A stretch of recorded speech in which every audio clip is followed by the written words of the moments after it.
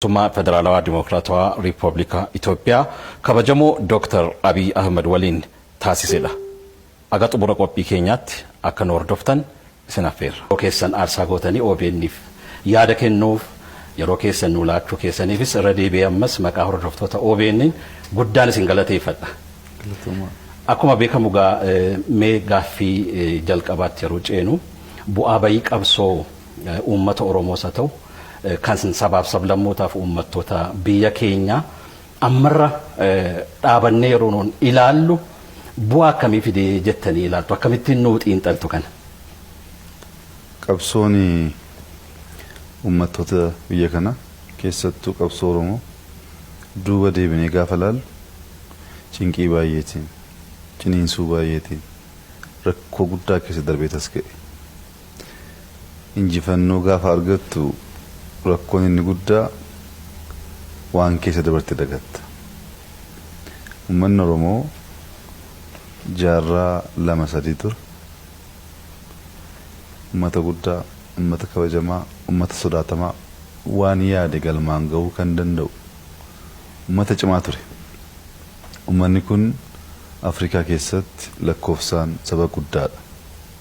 Dachii bal'aa kan qabudha. Kun akkasumaan kan dhufe miti qabsoodhaan kan argamedha. Seenaa isaa gabaabinaan duubatti deebinee gaafa ilaallu jaarraa 16ffaa duratti Oromoon mootummaa isaa naannoo dukamitti dhaabee ture. Naannoo dukamirraa dhahameetu gara Cuqqaalaatti, Cuqqaalaarraa dhiibameetu gara Baaleetti kan deeme. Adeemsi isaa diinonni uummata Oromoo yeroo hunda xiyyeeffannaan isaanii mataarraa dur qaalluu rukutanii Oromoo bittinneessu. Jalqaba taargeet godhanii kan balleessu barbaadan qaalluu Oromooti. Qaalluun Oromoo keessatti dhageettii guddaa waan qabuuf.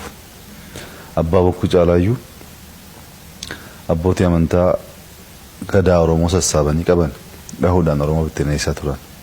Sana booddee madda walaabuu keessatti Oromoon gadaa haaromse. Of qorate. Maaliif bittinnaa jirra? Maaliif diigamaa jirra? Maaliif diinonni keenya irratti cimaa jireetu haaromsa cimaa gaggeesse. Aadaa Oromoo keessatti kan nama gammachiisu tasgabbiidhaan ta'anii mari'atanii yaada burqisiisuu saba danda'udha.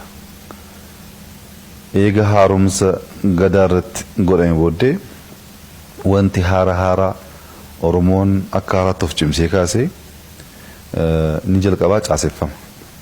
Caaseffama mootummaa, caaseffama gadaa duwwaa osoo hin taane caaseffama sabaa hojjete. Nam tokko dhalatee amma dulloomutti gaheensa maal ta'uudha akka qabu caaseffama hojjete. Caaseffamni sun ammatti namoonni saayinsii beekan baay'ee saba tokko uummata tokko ijaaruudhaaf caaseffama akkasii hojjechuun hagam murteessaa akka ta'e ni dubbatu. Dabballeetii kaasee amma jaarsaatti ijaaramni sun keenya waan ta'eef xiqqeessine malee, keenya waan ta'eef dubbachuu jibbine malee, keenya waan ta'eef irra deddeebinee qorachuu dadhabne malee seenaa addaati. Saba ijaare achi keessaa gadaa ijaare Oromoon ilaaf ilaameen amana. Oromoon abboomameetu karaa dimokiraatawaa ta'een filee ka'eetu isa filee sanaaf abbaa bokkuu isaatiif abboomameetu hojjeta. Kanatu bara dheeraa injifannoo guddaa nuu kenne. Adeemnee gidduutti ballachaa gaafa deemnu, walirratti ka'aa gaafa deemnu, bittinnaa'aa gaafa deemnu ammas Oromoon injifannoo argate sana eegee bara dheeraa tursiisuu hin dandeenye. Injifannoof qabsaa'uuf eega injifannoo fidan booddee injifannoo eeguun garaagara. Injifannoof qabsaa'uun xiiqii waan qabuuf, wal dhageettii waan qabuuf, wal kabajuu waan qabuuf, aarsaa ta'us waan qabuuf mada'a kufaa ka'a hin qabsoofta. Gaafa injifannoon argamee diini naannoo keerraa baqatu yeroos xiiqiin sun xiqqaachaa deema. Uummanni Oromoo akkaataa kanaan eega dhufe booda waggaa 50 waggaa 60 dura ammas bifa haaraatiin qabsoo jalqabuudha yaalee tureera. Akka fakkeenyaaf Obbo Hayilamaariyaam Gammadaa kaasuu dandeenya. Jeneraal Taaddasee Birruu kaasuu dandeenya. Oromoo ijaaranii Macaaf Tuulamaa ijaaranii akka haaraatti eenyummaa keenya akka beeknu of akka beeknu seenaa biyya kana keessatti Oromoon gahee taphachuu akka danda'uuf carraaqqii guddaa godhanii jiru. Abbootiin keenya kun carraaqqiin isaan godhan namoonni baay'ee akkuma cabee afetti yaadu cabee nafne kan jaraatu guddate booddee Oromoon baratanii karaa saayinsawaa ta'een waa'ee sabaa yaaduu jalqaban kan akka Dr. Hayilee Fidaa, kan akka Baaroo Tumsaa, kan akka Bozagayyaas fa'u namoonni beektonni baay'ee Oromoo akka haaraatti tooftaa garaagaraatiin Oromoo ijaaranii qabsaa'uuf yaalii guddaa godhanii jiru. Dr. Hayilee Fidaa fudhannee yeroo jalqabaatiif qubeen afaan Oromoo akkaataa kamiin tarraa'uu barraa'uu akka qabu nama barreessedha. Nama uummata kanaaf gatii guddaa kaffaleedha.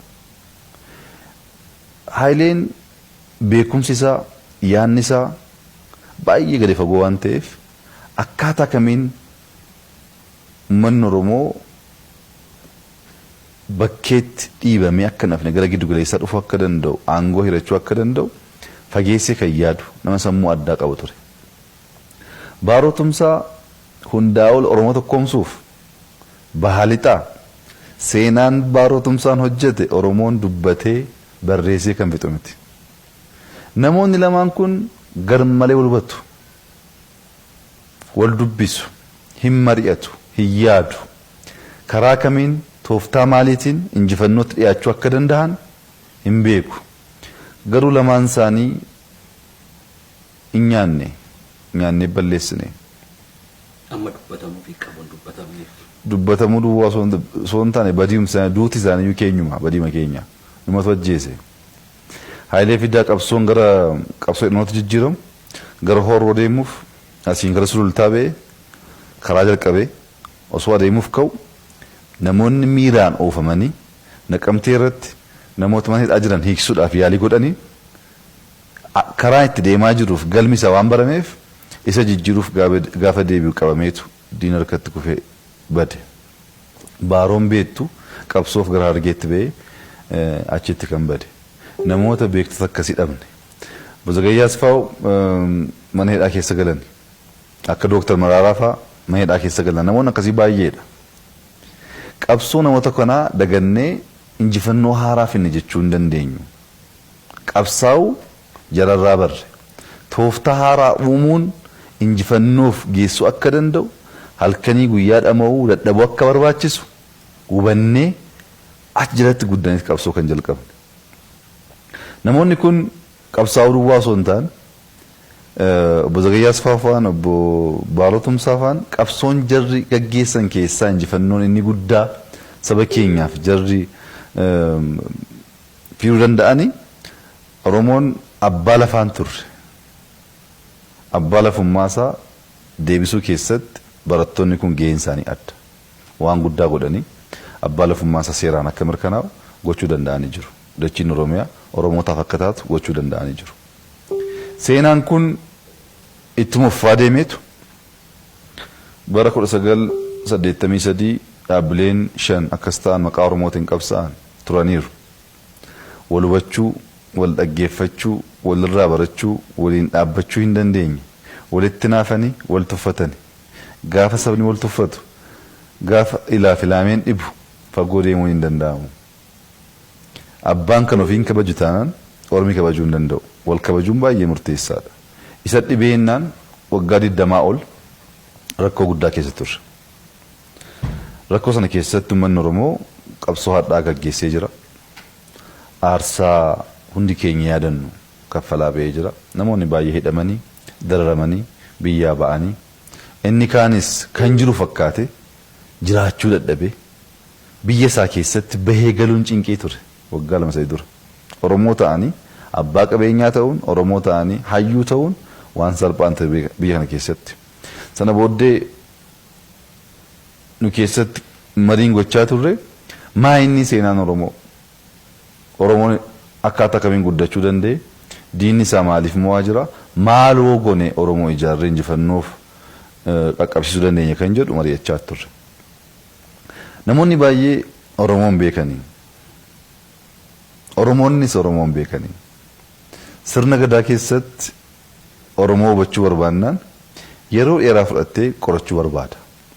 Sirni gadaa of keessatti amantaa qaba. Sirni gadaa of keessatti aadaa qaba. Sirni gadaa of keessatti sirna mootummaas qaba. Gadaa jechuun akka aadaa warra kaanii miti. Of keessatti waan baay'ee hammate. Garaa bal'ataa, laphee bal'ataa, sammuu fagaataa, diina hammataa. Diina hammachuu caalaa qabeenya uumamaa eeguuf tiiksus beeka. Amma namoonni baay'ee odaa jalatti Oromoon irreecha gaafa kabaju maaliif odaa jala akka deemu Oromoonni baay'een beekani. Odaan humti horaa sadee jiru kun odaan takkichi sun yeroo tokko tokko shamarran ta'a yeroo kaan dhiira ta'a. Odaan akka warra kaanii miti. Yeroo firii buusee yeroo irreecha akkasii odaan shamarran ta'a. Sanyiinsaa sanyii dubartii ta'a. Booda yeroo biraa immoo sanyii dhiiraa ta'a. Of keessatti odaan ummanni Oromoo irreeffachuuf itti deemu sun ida'amuu beeka. Sanyiidhaan uumamaan ida'amuu beeka. Odaan takkichi al tokko dhiira al tokko shamarran ta'etu ida'amuudhaan jiraachuun akka danda'amu odaan beeka. Oromoowwan tasgabbiidhaan maaliif odaa jala akka deemu odaan maal akka ta'e qorachuu qabu. Ida'amuun odaa keessaa ba'e. Ida'amuun uumama keessaa ba'e. Namni mukti hin jiru taanaan jiraachuu hin danda'u. Uummanni Oromoo qabeenya uumamaa eeguu gaafa jedhu waliin jiraachuu malee akka hin danda'amne waan beekuuf saayinsiin boodana qorateetu namni oksijinii hin barbaada kaarboon daayoksaaydiin immoo qabeenya uumamaa hin barbaaduedha. Oromoon dur beeka. So saayinsiin kana hin beekin qabeenya uumamaa eeguun hagam murteessaa akka ta'e jiruuf jireenya uummata Oromoo duwwaa osoo hin ta'in uummatuma dhala namaa eeguudhaaf murteessaa akka ta'e Oromoon hin beeka. Ida'amuu Oromoon hin beeka. Eega kana qoranne booda tokkummaan nu barbaachisaa jennee tokkummaa Oromoo jenne. Tokkummaa Oromoo akka dhaabaatti tokkummaa Oromoo akka gareetti tiimii tokko taanee barreessinee xiinxallee yaannee mari'annee dhaaba keessatti tokkummaa ijaarree Oromoo keessatti tokkummaa ijaarree isa kaan qaamaan isa kaan sammuun wal hubannee wal dubbisnee qabsoo gaggeessuuf yaalle. Qabsoon keenya gara injifannootti dhiyaachaa gaafa dhufu tokkummaan Oromoo sun gara tokkummaa biyyaatti guddachuu qaba jenneet Oromaaraa jenne. Oromaaraa kan jenneef tokkummaa sila odaarraa jalqabe san sirna gadaa keessa jiru san bal'isneet Oromaaraa finne. Oromaaraan sun seenaa guddaa fide. Waliin ta'uun injifannoo guddaa akka fidu waliin ta'uun fagoo deemuu akka dandeessisu qabatamaatti agarree jechuudha. Amma namoonni baay'ee waa'ee ida'amuus kaasanii waa'ee qabsoo keenyas kaasanii yeroo waan garaagaraa dubbatan nan dhaga'a. Uummata Oromoo gaafachuu kan hin barbaadu. Sirni kaleessaa sun yaadni isaa caaseeffamni isaa hojiin isaa guyyaa guyyaan hojjechaa ture sun saba keenya uummata biyya kanaa miidhe moo hin miine? Hin miine taanaan qabsaa'uun keenya dogongora of ceepheessuu qabna. Lafumaa kaanee sirna nu fayyadaa ture sana itti fincillee taanaan dogongora keenya. Sirni sun yaadni isaas gochi isaas caaseeffamni isaas nu miidhee taanaan sirnaan diigamuutu qaba. Yaadni sun jijjiiramuu qaba. Caaseeffamni sunis diigamuu qaba. Maaliif? Albert Einstein akka jedhu yaada sammuu yaada dogongoraa uumeen furmaata fiduu hin danda'amu. Yaada dogongoraa sammuu yaada dogongoraa sana jalqaba jijjiiruu barbaadu. Ida'amuu yoo jennu yaadni jijjiiramuu qaba. Walitti dhufuu gaafa jennu caaseeffamni jijjiiramuu qaba. Kana achi fedhiif faayidaa keenya fedhiif faayidaa uummattoota Itoophiyaa fagoo geessuun hin danda'amu. Yaada dogongoraan waan barbaannu sana hojjechuu ni rakkanna. Kanaaf adeemsi qabsoo uummata biyya kanaa adeemsi qabsoo uummata Oromoo bu'aa bahii akkasii keessa miicuu akkasii keessa darbeetu har'a injifannoof ga'ee jira. injifannoon amma keessa jirru immoo akka fuula haaraatti ibsuu hin danda'ama. Kana keessatti wanti hin dubbatiin darbuun barbaane tokko sirna gadaa keessatti wanti baay'ee nama gammachiisu tokko uummanni Oromoo karaa dimokiraatawaa ta'een abbaa bokkuu ni filata. Abbaan bokkuu sun waggaa 8 filatama. Kun aadaa Oromooti, sirna Oromooti. Oromoon amma waggaa 4 abbaa bokkuun qoratu. Waggaa 4 walakkeeffatee gaafa jedhu waggaa 5ffaarratti yaa'ii waama. Yaa'ii waamee abbaa bokkuudhaan taa'ee qorata. Namoonni seenaa kana hin barre, namoonni seenaa kana hin beekne waggaa tokkotti nu qorachuu yaadan sana deebi'aa ta'uuf baraa. Abbootiin keenya waggaa 4 turanii 5ffaarratti kan qorataniif yeroon hagam murteessaa akka ta'e waan beekaniif yaada isaanii, fedhii isaanii galmaan ga'uuf yeroon murteessaa akka ta'e waan beekaniif fedhii waan jiruuf abjuun waan jiruuf guyyaa tokko mirkaneessuun akka hin danda'amne sirni gadaan barsiisa, abbootiin keenyaan barsiisu.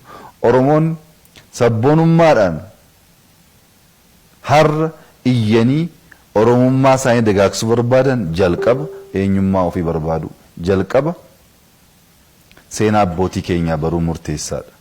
Namoonni tokko tokko haayilee fida isa qubee Oromoo yeroo jalqabaatiif barreesse eenyummaa keenya akka barruuf nama nu godhe sana Ma'isoon ijaaree Oromummaan qabu jedhu.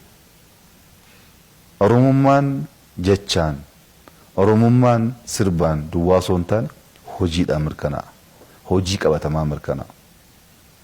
Oromoon hojii qorachuuf seenaan isaanii gahaadha, ni beeku, arguu danda'u, waan hammeenya guddaa qabu keessas darbanii arganii jiru, waan bareedaa waan fooyyee qabus adda baasuun rakkatanii akkaataa kanaan tasgabbiidhaan dubbii ilaalaa injifannoo keenya ilaalaa deemnaan karaan fuuldura jiru baay'ee bareedaadha, fagoo deemna. Injifannoo haaraa ni galmeessina. Akkaataa kanaan qabsoo uummata Oromoo, qabsoo uummata biyya kanaa ilaaluun murteessaadha. Irra keessa laallaan qabiyyee isaa hundee irraa waan hubachuu rakkannuuf hundee irraa hubachuuf gadi fageessanii oolmaa keenya, jecha keenya, dubbii keenya, ba'uuf galuu keenya akkaataatti hojjennu hubachuun baay'ee kan barbaachisu natti fakkaata. Kabajamoo Dr. Abiyyi meegaa eega silaa waa kaastanii waa'ee yaadama iida'amuu irratti akkasin kaastan rakkoon hubannaa bal'aatu jira amma yeroo ilaalamu. Kanarraa kan kee walitti baqsuu tokko taasisuu humnaan jedhaniillee amma kan ilaalan kan yaadan jiru mee achirratti waan isin jettan waan gabaabdu yoo jiraatte. Waa'ee ida'amuu irratti woo yaadattan yaa'ii dhaabbattummaa jimmaarratti gaggeessineen falaasama haaraa sirna gadaa booddee uummata kanaaf nu gumaachina jenneetu waadaa gallee jirra. Waadaa sanatu amma hojiirra oolaa jira. Falaasamni kun of keessaa maal qaba? Maal fide? Maal hin finne kan jedhu irra keessa ilaaluu miti ta'anii dubbisuudha. Sirnaan dubbisanii hanqina qabaannaan guutanii rakkoo qabaannaan sirreessuun kan abbaati. Falaasamni kun waa'ee sirna federaalaan dubbatu. Hojii isaas miti. Walitti dhufuun kunis waa'ee sirna federaalaa wajjin waan tokko dhufeenya hin qabu. Ida'amuun waa'ee namaa irratti waan sadii kaasa. Wanti inni kaasu kun namni of baree eenyummaa isaa qorate achi keessatti argata. Maddi isaa achi waan ta'eef. Tokko namni kabaja foonii barbaadaa jedha. Namni nyaatee dhugee bahee galuu barbaada. Kabaja foonii sana nam tokkoof kennuuf mirga isaa sarbuun hin danda'amuudha. Bilisummaan nyaataan, walqixxummaan nyaataan bakka bu'uu hin danda'u. Namni nyaachuus qaba, bilisummaa sammuus hin barbaada, bilisummaa qalbiis hin barbaada, walqixxummaadhaan bahee galuus hin barbaada. Kana sadan guutuu qabaa'edha. Maal jechuudha? Namoonni tokko tokko rakkoon keenya hiyyummaadha jedhu. Rakkoon keenya hiyyummaa waan ta'eef hiyyummaa diiguuf misooma finnaa. Amma misoomni sun dhufee baatee galtee nyaattee bulteetti si gahaa jedhu. Falaasamni ida'amuu nyaachuun bakka eenyummaa ofii bakka bu'uu hin danda'uudha. Bilisummaa sammuu ta'uu hin danda'u. Nyaachuun barbaachisaadha. Fooniif. Sammuuf garuu bilisummaa walqixxummaatu barbaachisaadha. guutuun ta'u taanaan mirgi namaa guutuu ta'uu hin danda'uudha. Kun eessaa dhufe of baruudha, of qorachuudha. Gama biraatiin sirna federaalaa gadaan sirriitti ni amana. Nuti dhibbatti ni amanna. Irratti hojjechaa turreerra. Garuu uummanni Oromoo sirna federaalaa biyya kana keessatti jira jedheetu amanaa kan jedhu gaaffii guddaadha. Sirna federaalaa hin turre. Waggoota 27. Amma waggaa darbeetti sirna federaalaa hin turre. Dhaabni ani irratti waggaa 27tti qabsaa'e opiniyoon guyyaa tokko abbaan barbaade dhufee Oromiyaa keessatti nama barbaade fuudhee deemuu barbaannaan maaliif eessa geessi jechuu hin danda'u.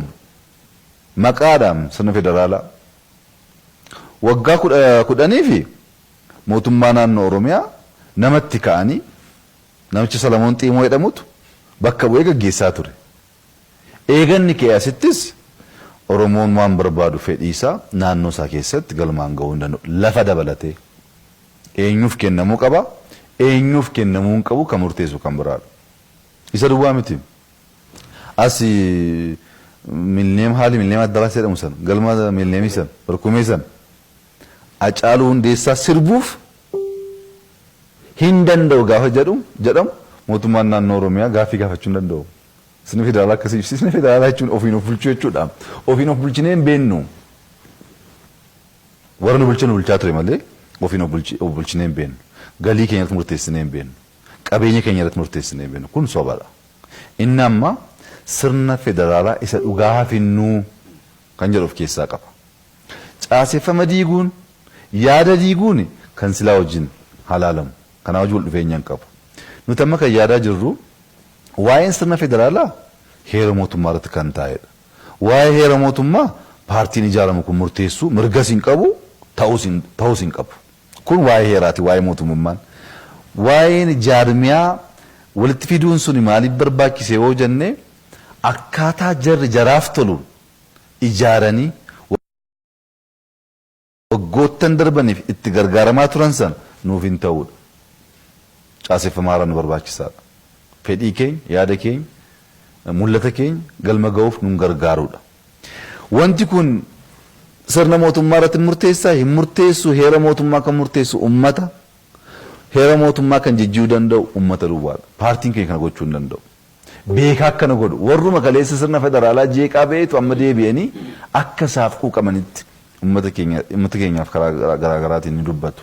Garuu fedhiin ida'amu maal jedhaa? Sirna federaalaa duwwaa osoo hin taane hojjetaan mootummaa hojii garaagaraa keessa jiru waa'ee paartii cinqamuu hin qabu jedhetu amana. Maaliif amma waggoottan 3-4 darban keessatti mootummaan Ingiliz rakkoo guddaa keessa jira. Muummeen ministeeraa allama sadii jijjiiramaa jira. Garuu mootummichi ni hojjeta rakkoo tokko malee biyyiin deema. Maaliif hoomaan waraanaa waa'ee paartiin cinqamu hojjetaan mootummaa waa'ee paartiin cinqamu miidiyaan waa'ee paartiin cinqamu. Inni keenya asii dubbiin tokko ka'eennaan iddoo hundaatti hiikama. Sun afuu qabaadha. Sun afuu qaba waan jedhuuf sirna federaalaa isa dhugaa ta'uu qaba. Biyyi kun afaan baay'ee qaba. Biyyi kun aadaa baay'ee qaba. Biyyi kun seenaa baay'ee qaba. Sana hunda wal qixxeesse kan mul'isu ta'uu qabaadha. Ida'amuun kanaaf hojjechaa jira qabatamaatti ni agarsiisa. Fakkeenyaaf hojii masaraa kana keessatti hojjenne waa agartan in agarsiisa. Sabaaf sablammiin aadaa isaanii seenaa isaanii akkaataa kamii masaraa keessa akka gashan ida'amuun barreeffamaan miti hojiidhaan agarsiisa. Itoophiyaa xiqqoo uume jechuudha. Booddee deemtanii ilaaluu dandeessu. Itoophiyaa xiqqoo keessatti manni Oromootaaf ijaarame sirna gadaa agarsiisa. Diiteelii isaas hin deemaa ilaala. Odaan keenya achi jira. Haadha siinqeen achi jirti. Abbaan gadaa achi jira. Isaa ol soofumar achi jira. Waa baay'ee kaasuu dandeenya. Qabatamaan ida'amuu maal akka fakkaatu hojiidhaan agarsiisa. Inni akkasii suni dubbiin akkas ati kaaste sun uummata joonjessuuf yeroodhaaf hin fayyada. Fagoo deemuu hin danda'u. Haqti ba'aa waan deemuuf fagoo deemuu hin danda'u. Nuti waggaa tokko keessatti uummanni Oromoo hubachuu kan qabu falaasama haaraa yaada haaraa caaseffama haaraa baasnee jijjiirama fiduuf yaalii nuti goone yaalii addaati. Kun eenyumtu haquu hin danda'u. Jalqaba mootummaan waggoottan 27 biyya bitaa ture bara 1983 amma 1993tti waggaa 10f yaadan qabu falaasaman qabu waadattani Dr. Nagasooni bara 93 dhumarratti gaafa ba'an maal jedhanii ba'an ani sirna sooshaalistii hojjechaa jira yaade malee ati kaapitaalist taateennan si wajjin qabsaa'uu hin danda'u ba'anii deeman pirezidaantiif muummeen ministeera sirna akkamiin biyya bulchaa akka jiran lamaan isaanii hin beekan uummata dhiisaati sana booddeedha yaadni haaromsa jedhamee kan dhufe waggaa 10 booddee nuti waggaa tokko keessatti falaasama inni baasnee jirra falaasamni keenya kun misoomaaf nageenyaaf walqixxummaaf gahee guddaa akka taphatu ni amanna haa ta'u malee ummanni beekaadha ummanni bal'aa dubbisee qoratee irratti mari'atee yaada kana gabbisuu danda'a yaadni kun sirna kanaan dura ture sana hanqina isaa sirreessee gaarummaa isaa jabeessee kan deemudha malee sirna federaalaa afaaniif maqaaf jiru sana balleessee biyya akkasiin jetti yaaddan sana fiduuf karaa akkasiin qabu of keessas yaada akkasiin qabu namoonni akkas dubbatan jiru dubbiin akkasii garuu fagoo deemuu hin danda'u maaliif fagoo deemuu hin danda'u qabiyyeensa dhugaan qabu nuti kan qabsaa baane sirna federaalaa dhugaa ta'e fiduudhaaf sirna federaalaa dhugaa ta'e fiduuf yaada barbaada caaseffama barbaada dandeettii barbaada sana booddee akka aadaa oromootti namni kana qeequu qorachuu barbaade taa'ee tasgabbaa'ee yaa'ii godhatee qorachuu qaba akkasumaan dubbannaan dubbiin hin ta'u amma qabsoon maal ta'a deeme ta'anii feesbuuk irratti ba'anii dubbii guguddaa akkasii kaasu eessaa fiddee maaliif fiddee namni jedhee gaafatu hin jiru akka dhugaatti fudhatee deema nuti immoo amma kan yaadaa jirru kun seenaadha carraa argannee jirra dhufaatiin keenya eeganollee seenaa saba kanaa seenaa uummata kana cabsuu hin qabnu walqixxummaaf bilisummaa dimokiraasii dhugaa finne biyya kana gara misoomaatti badhaadhinaatti jijjiiruu qabna inni halkanii guyyaa jooraa jirra fiigicha sana keessa ishee dubbii akkasii kana fuffunaanu xiqqoon rakkan hojii qabatamaan waggaa tokko keessatti addunyaan guutuu bahaa malixaa biyya barbaaddan hoo deemtan gaggeessummaan bara kana Itoophiyaa Afrikaa jijjiiruu akka danda'u guddaa xinnaatu amni dubbata nus akkaataa sanaan amantummaan hojjechaa jirra waa'ee sirna federaalaa uummanni Oromoo shakkuu hin qabu waan duubatti deebi'u miti ittuu cimaa jabaachaa isa dhugaataa addeema malee duubatti deebi'ee waan nu yaaddeessu miti. Tole galatooma egaa sirna federaalaa wajjinis wal qabatee amma gaaffiiwwan gurguddaa ka'aa jiru keessaa tokko afaan hojii federaalaa amma afaan Amaaraadha. Tariitii dabalataan afaan hojii ta'ee amma afaan Oromoos haa ta'u afaan kaan yoo itti ida'ame dabalame rakkoo maalii qaba kanarratti ejjennoon keessan maali? Rakkoo tokkoyyuu hin qabu. Afaan 2-3 fayyadamuun nama fayyada alatti miidhaa tokkoyyuu hin qabu hin ta'as. Qorachaa jirra qorannee finnee jirra hojii akkasii gaafa finnu Oromeeffa duwwaa osoo hin taane Sumaaleenis afaan kaanis osoo ta'ee dabalataa waan nu gargaaru malee miidhaa waan qabu miti as Eertiraa deemtee Jibuutii deemtee Keeniyaa deemtee wanta akkasii baramaadha waan tokko rakkoo hin qabu wanta akkasii garuu miiraan hin ta'u qorannaadhaan beekumsaan tasgabbiidhaan mariidhaan hojjetama akkaataa sanaan hojjechaa jirra hin ta'a waan hin taaneef hin qabu kan ta'u humnaan miti kan ta'u fakaraadhaan miti hojiidhaan ta'a yaadaan godhamaa deema. Dabalataan egaa kan biraa keessattiyyuu tole xumurarratti egaa keessattiyyuu amma biyyi keenya jijjiiramaa fi riifoormii bal'aa keessa jirti. Egaa injifannoowwan gurguddaa argamanis bal'inaan nuu kaastanii jirtu. Mee ammas akka hudhaa yookaan chaalenjiitti jijjiirama kana gufachiisuudhaaf wantoota akka hudhaatti ka'anii fi falli isaaniittiin immoo furaman maal jettu Dooktar?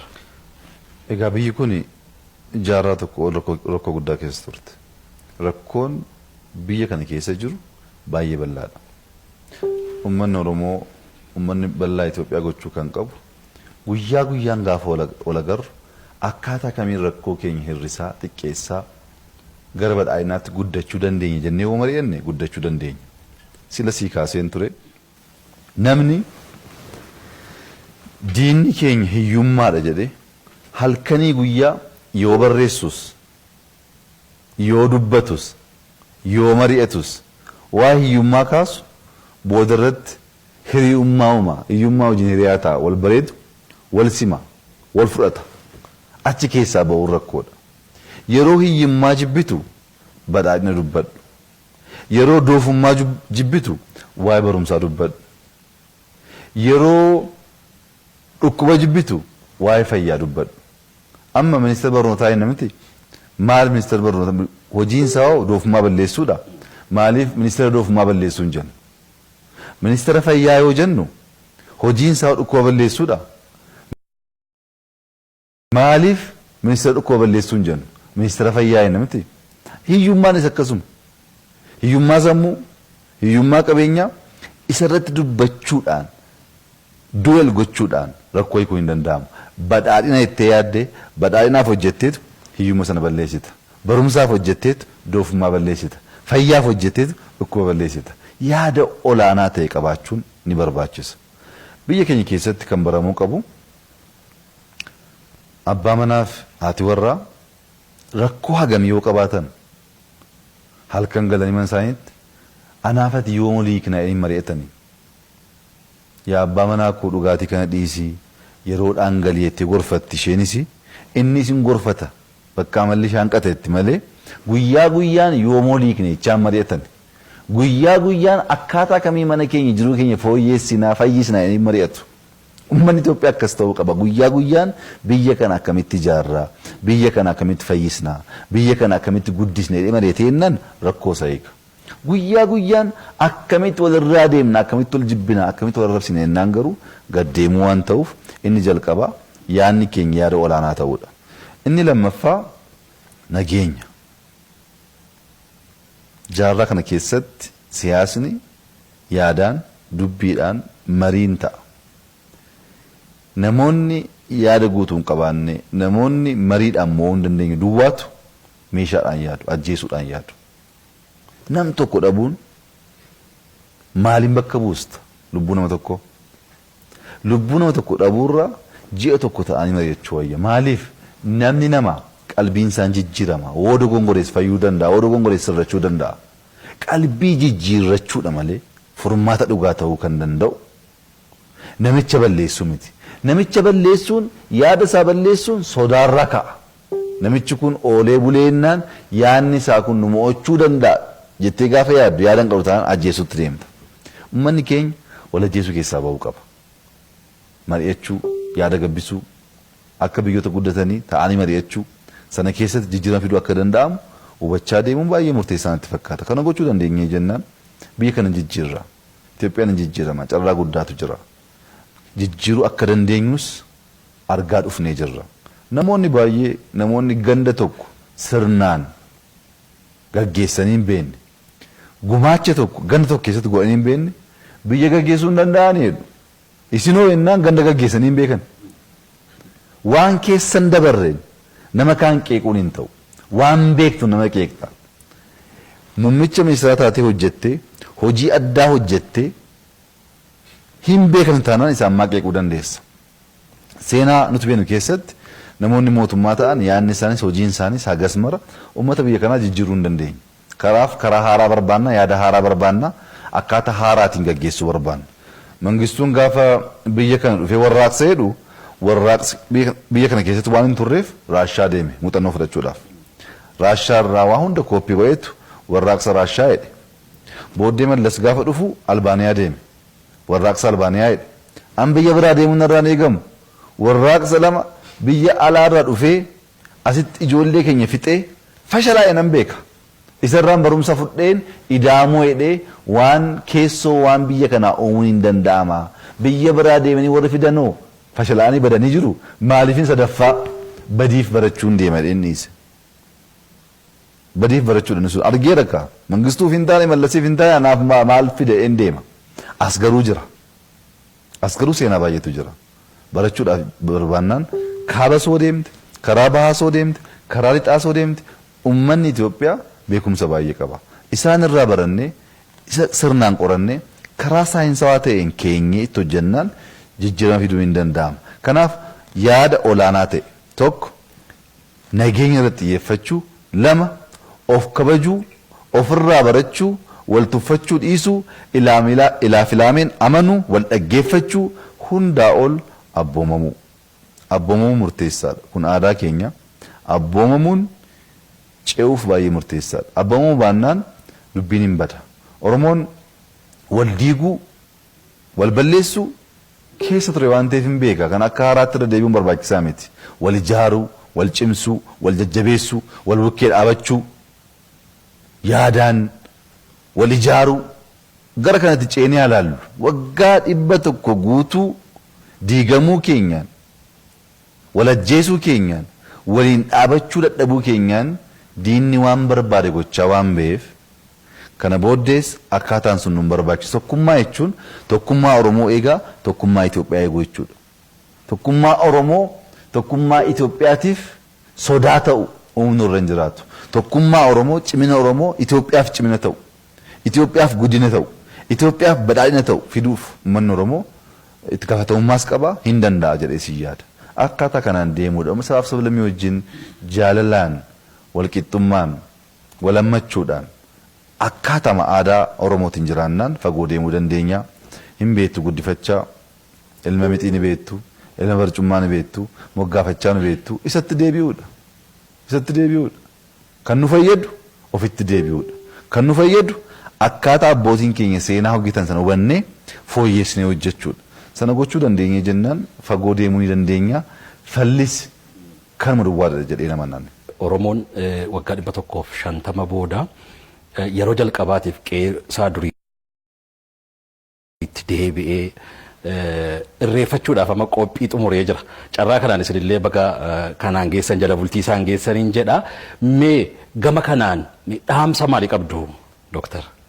Egaa waa'ee injifannoo uummanni keenya gonfate waa baay'ee dubbachuu hin danda'ama. Hunda caalaa bilisummaa sammuu argate. Hunda caalaa fedhii isaa, yaada isaa, eenyummaa isaa ibsachuuf shakkiif mamii keessaa ba'e. Waggaa 2 dura, waggaa 3 dura Bishooftuu irratti irreechaa kabajuuf waan keessa dabarre isin yaadattu. Waan poolisiin nu gochaa ture isin yaadattu. Nutti dhifinaa ofiin of eeguu dandeenya soo jechaa jiru mootummaan Oromiyaa ofirraa dhaabuu dandeenye. Amma irreechi kun addunyaaf mul'ata. Namoonni Oromoo ta'an, namoonni Oromoo jaallatan, namoonni Oromoof quuqaman hundaa ol irreechi kun karaa adda ta'een nagaan jalqabee nagaan akka dhumuuf hojjechuu qabu. Maaliif? Irreechi kun nagaa taanaan uummanni baay'ee beekan kabaju waan ta'eef waggaa 2, 3, 4, 5 booddee addunyaan akka seenaa addaatti dhufee kan laalu, kan daawwatu, kan qoratu, kan barreessu, kan dubbatatu akka ta'aa deemu shakkiin qabu. Kun ta'uu kan danda'u nagaan hoo jiraate duwwaadha.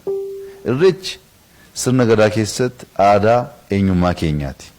Kana siyaasaaf oolchuuf wal ajjeesuu keessa, wal miidhuu keessa, wal dhiibuu keessa deemnaan akkuma kanaan dura nu diiga, nu balleessa. Amma danda'amaa ta'e Oromoon nagaan jalqabee nagaan akka dhumuuf carraaqqii guddaa gochuu qabu jedhee yaada. Kana gochuu dandeenyee jennaan seenaan kun dagaagaa, ballachaa, baramaa waan deemuuf nuufis isa kaaniifis bu'aa guddaa buusa. Hundaa ol nagaan jalqabnee nagaan fixuu qabna. Silumaa irreechuu kan galataati, kan nagaati. Irreechi keessatti siyaasa makuun, irreechi keessatti nageenya booressuun Oromootaafis hin ta'u, warra kaaniifis hin ta'u. Mootummaan gahee isaanii ba'ata.